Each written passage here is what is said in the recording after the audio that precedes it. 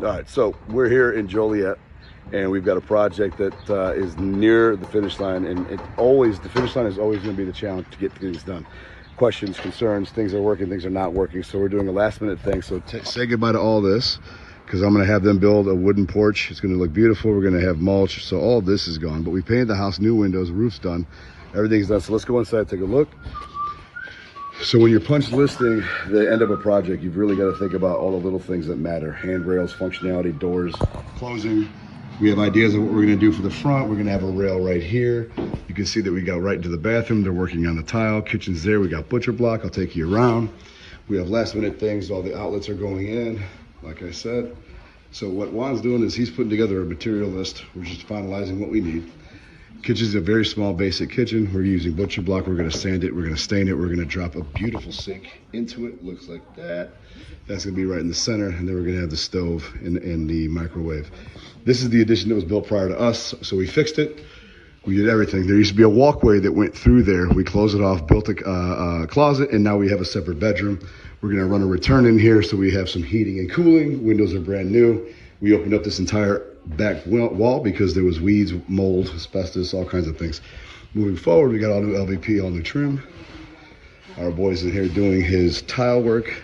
Tile looks good. We got a two-tone. He's working on the flooring. We're gonna do a pendant sink, double light. Walking over here, going to the next bedroom. This used to be a door. We closed it off, so it's a private utility room. Panels upgraded, water heater's newer. And obviously we have everything we need to operate in the laundry space.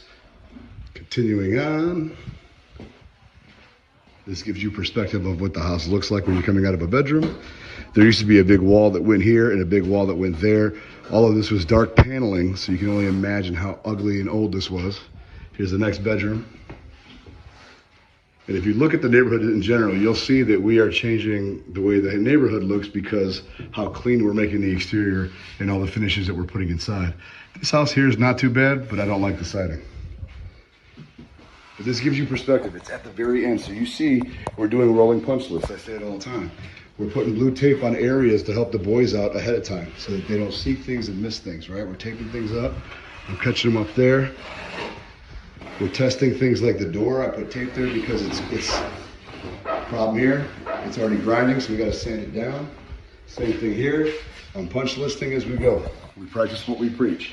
You want this thing to go smooth, especially at the end of a project, you've got to be a piece of it, right? So that's the one idea you want to do is make sure you're doing your rolling punch list.